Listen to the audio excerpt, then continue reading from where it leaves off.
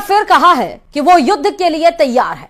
पाकिस्तान के गृह मंत्री ने कहा कि सिंधु जल समझौता रद्द होने का मतलब युद्ध है और पाकिस्तान इससे पीछे नहीं हटेगा। रावलपिंडी हेडक्वार्टर में भी भारत को लेकर लगातार मीटिंग चल रही है। जब से जनरल मुनीर को पता चला कि भारतीय सेना 3 मोर्चों पर युद्ध के लिए तैयार है, उनके कोर कमांडरों में हड़कंप मचा हुआ है। देखिए रिपोर्ट।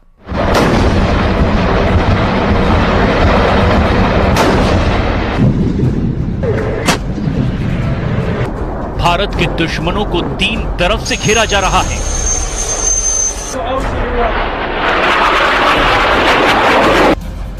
पाकिस्तानी सेना को पता है कि उसे बहुत बड़ा सरप्राइज मिलने वाला है।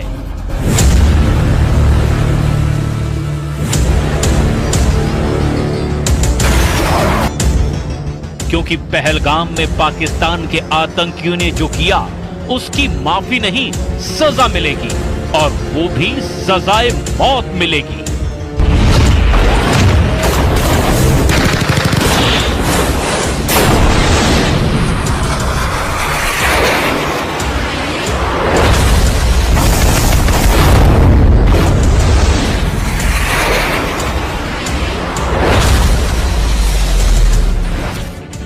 कुपवाड़ा के पास एलओसी पर पाकिस्तान ने गोलीबारी की और इसका उसे जवाब भी दिया जा चुका है।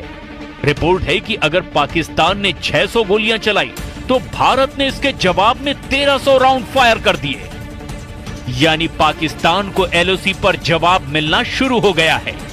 पाकिस्तान के हर अटैक के बदले डबल काउंटर अटैक हो रहा है।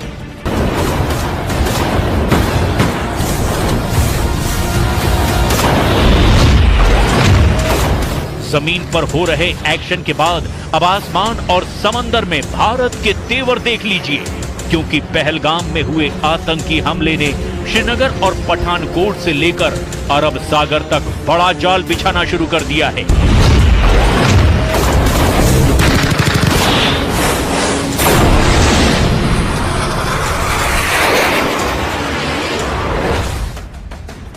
एलओसी से लेकर भारत और पाकिस्तान के बॉर्डर और साथ में अरब सागर तक हाई अलर्ट है।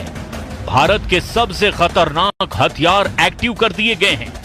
एलओसी पर भारत की फौज अलर्ट है। पंजाब और राजस्थान सेक्टर में बीएसएफ की कड़ी निगरानी है और S-400 जैसे तमाम एयर डिफेंस सिस्टम भी अब 24 घंटे एक्टिव कर दिए गए हैं।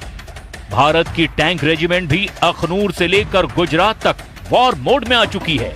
इस वक्त एयरफोर्स में 2 जहाज बहुत एक्टिव हैं और वो हैं सुखोई 30 MKI और राफाल, जो भारत के फ्रंटलाइन फाइटर माने जाते हैं। इन सब के बीच बड़ी खबर यह है कि पाकिस्तान का पहलगाम वाला एजेंडा फेल हो चुका है। नौसेना ने अपनी फायर पावर दिखाकर बता दिया है कि जो पाकिस्तान चाहता है वो कभी नहीं होगा। कि पहलगाम में आतंकी हमला भारत को बांटने की साजिश थी, जो पूरी तरह से नाकाम हो चुकी है। आतंकियों ने देश को बांटने की जो कोशिश की वो 48 घंटे के अंदर ही फेल हो गई।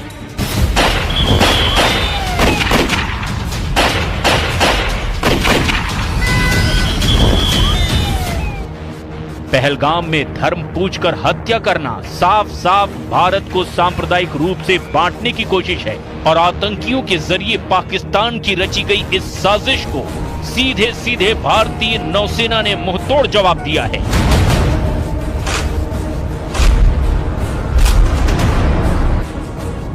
नौसेना की ओर से सोशल मीडिया पर तस्वीरें जारी करके बताया गया कि एकता में शक्ति है। एकता में शक्ति यानी भारत को धर्म के नाम पर बांटने वालों को ऐसा जवाब मिलेगा जिसमें उन्हें तबाह करने का सिग्नल भी है। इस तस्वीर में 5 डिस्ट्रॉयर हैं। 3 हैं विशाखापट्टनम क्लास और 2 हैं कोलकाता क्लास। ये दोनों तरह के डिस्ट्रॉयर भारतीय नौसेना के सबसे खतरनाक जंगी जहाज माने जाते हैं। नौसेना ने साफ बताया कि उसके वॉरशिप मिलकर दुश्मन से लड़ने के लिए तैयार हैं। दुश्मन के खिलाफ अब एक होने की जरूरत है, यानी मैसेज साफ है, बांटने वालों को अब बख्शा नहीं जाएगा। एक ही सफ में नौसेना के 5 जंगी जहाज। और इस फोटो के जरिए नौसेना ने अपनी रेंज और फायर पावर की एक छोटी सी झलक भी दिखाई है।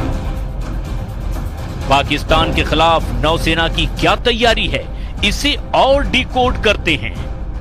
सबसे बाईं ओर है आईएनएस इम्फाल, उसके दाईं ओर की तरफ आईएनएस मोरमुगाओ और उसके बाद लीड शिप आईएनएस विशाखापट्टनम। शुरुआत की ये तीनों जहाज आईएनएस विशाखापट्टनम क्लास के डिस्ट्रॉयर हैं। आईएनएस विशाखापट्टनम के दाईं तरफ है कोलकाता क्लास के आईएनएस चेन्नई और आईएनएस कोच्चि।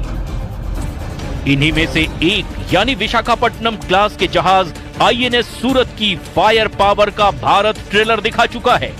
पहलगाम में हुए आतंकी हमले के 48 घंटे के अंदर ही भारत ने सिग्नल दे दिया था कि वो पाकिस्तान के साथ क्या कर सकता है। पहलगाम से 2000 किलोमीटर दूर भारत ने पाकिस्तान के दिलो दिमाग पर पहला वार तब किया जब MRSAM दागी गई। आईएनएस सूरत से भारत ने MRSAM यानी medium range surface to air missile launch करके बता दिया कि बदला लेने वाला इरादा कितना मजबूत है। 70 किलोमीटर तक आसमानी टारगेट को धमाके के साथ खत्म करने वाली इस मिसाइल ने अरब सागर में बड़ा सिग्नल दिया है। इजराइल के साथ मिलकर बनाई गई इस मिसाइल को आईएनएस सूरत से आजमाया गया, यानी विशाखापट्टनम क्लास का वो डिस्ट्रॉयर जिसके मुकाबले का कोई वॉरशिप पाकिस्तान के पास नहीं है। और पहलगाम में हुए बर्बर आतंकी हमले के बाद देश भर में आक्रोश का माहौल है। भारत के कड़े रुख को देखते हुए पाकिस्तान के हौसले पस्त हैं। पाकिस्तान भारत को युद्ध की धमकी दे रहा है, लेकिन वो ये भूल जाता है कि उसने कई बार भारत के हाथों मुंह की खाई। जोधपुर में प्रदर्शित यह टैंक पाकिस्तान की बुजदिली की जिंदा निशानी है। बनार रोड की तरफ जाने वाली सड़क पर रखा गया है T-59 टैंक पाकिस्तान की बुजदिली और भारत की सेना की शौर्य का जीता जागता सबूत है। पाकिस्तान युद्ध अगर करता है या युद्ध की बात करता है तो हमें इतिहास के झरोकों में झांकने की जरूरत है कि पाकिस्तान की वीरता कैसी रही है और भारत के साथ पाकिस्तान के युद्ध रहे हैं उनमें क्या परिणाम रहे हैं। हर युद्ध पाकिस्तान हारा है। आप मेरे पीछे देख सकते हैं, ये एक पाकिस्तानी टैंक है जो 1971 युद्ध के दौरान बुजदिल पाकिस्तान लड़ने आया था भारत से, लेकिन अपने हथियार ही छोड़कर चला गया और वो हथियार छोड़ के जब भागा तो इन हथियारों को अलग अलग शहरों में प्रदर्शित किया गया।